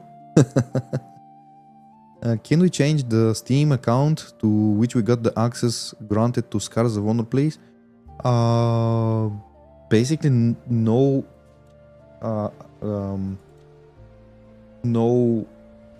access was granted so far, so that you have nothing to change about. You just need to stay there with the request, and when it's ready, play, or just create an additional account and request the access from there.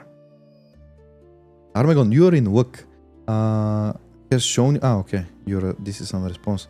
Just copy the Guild Wars combat and game will be amazing. I played a little bit of Guild Wars, to be honest, but I'm not really sure that it has a better combat than, for example, World of Warcraft. I think show us your Baron. Oh, you saw the Baron? You saw the Baron? Did you? It's not yet. It's in the game, guys. It's in the game. Grunter is also in the game, but they are not yet with their proper animations. So I don't want to spoil right now the race because it's just with not proper animations and it's, using the human movement. And I want to show it when it's done. You know? Will there be rewards for gathering crafting skills like skill capes in RuneScape for reaching the maximum skill? I absolutely believe we should. Is it gonna be done in this public test? Not, unfortunately. And I want to repeat it yet again for everyone who joined recently, that this test is effectively the worst state of the game, and you need to know that. This is not a beta. This is not a beta version of the game. This is a purely technical test where you come, we'll have a lot of fun, definitely. We'll do a lot of activities, but we are willing to do tons of events like this year and get feedback as much as possible from the people that actually understand the actual state of the game. Now, one question I had in mind, which is actually easy to be implemented, and I wanted to discuss it with you. You know, last stream we spoke about gathering and crafting, but we have not touched gathering and crafting, for example, about herbalism. And herbalism in general is really simple. This is probably the most boring. You just go and pick flowers and that's it. Nothing special about it. But I was thinking, hey, why we don't apply this mechanism, for example, for stone picking? I'm really a huge fan of this, and I know it's a simple thing. You just come and you pick the stone, and we can incorporate this inside the gathering and crafting. Would you do a stone picking? Would you be interested in such thing? For example, if the recipe in gathering and crafting requires, let me go and show you the gathering, the crafting. If it requires, for example, stone, you can definitely gather a lot from the mining, but why not while you're just moving around? Would you pick stones? And New World is a good example of that. I really love that in there. Are you guys fans of this? Imagine here it just says stone and stuff, which is like a requirement that you need to take. Let me just craft this. Okay, once again. Perfect. Nice.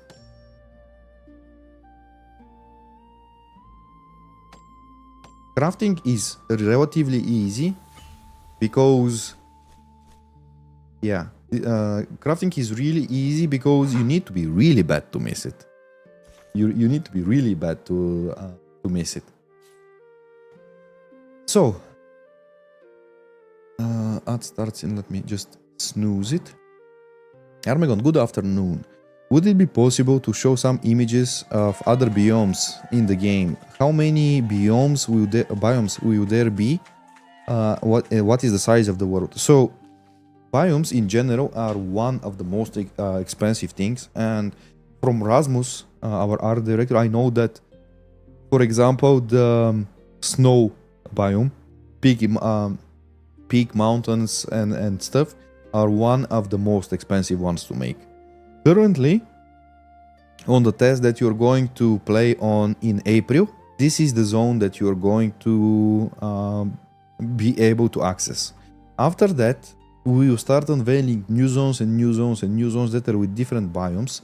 And I would encourage you to go on in my YouTube channel and just see the live stream with Rasmus, who is our art director, and he have showcased a lot of different biomes. Not that much over biomes, but he also showcased a lot of unique fantasy stuff in the open world. Oh my god, did I have some problems with the colliders? So go there and check that. Definitely will give you a lot of answers.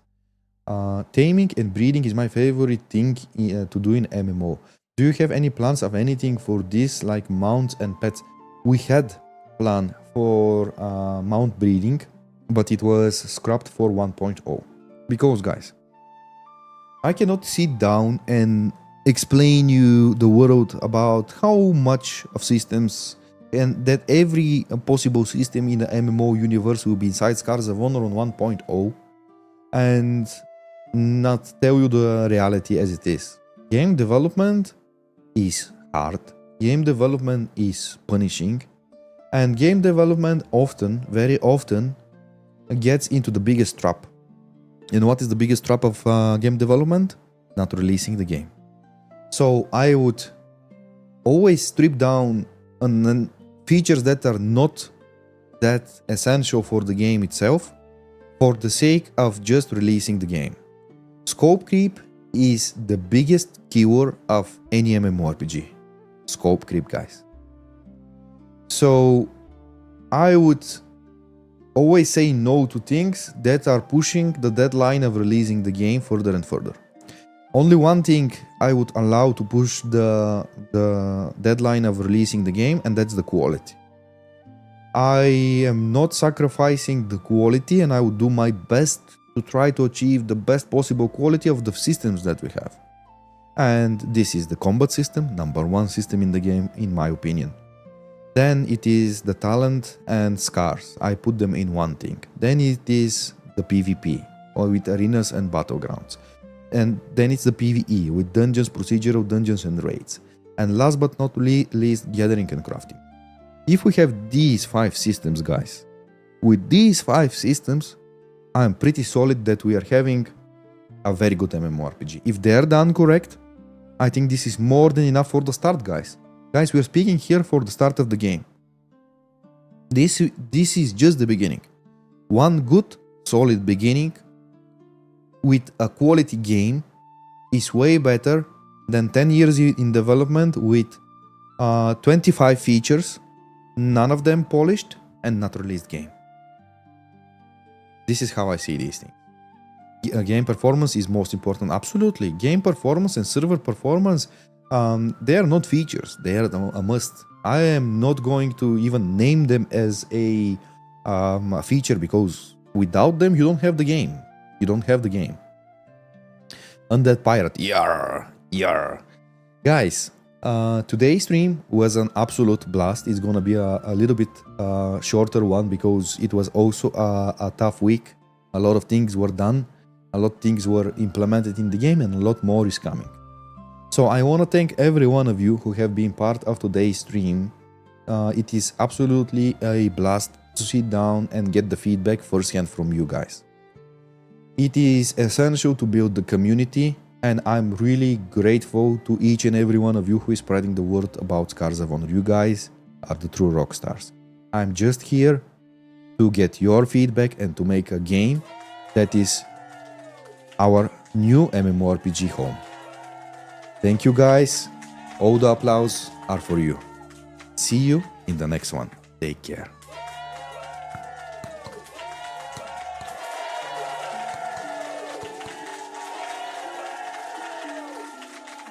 Bye-bye. Hark, brave souls, the night grows late. The fire dims, yet dreams await. The tales are told, the danger's gone. We all have followed Armegon.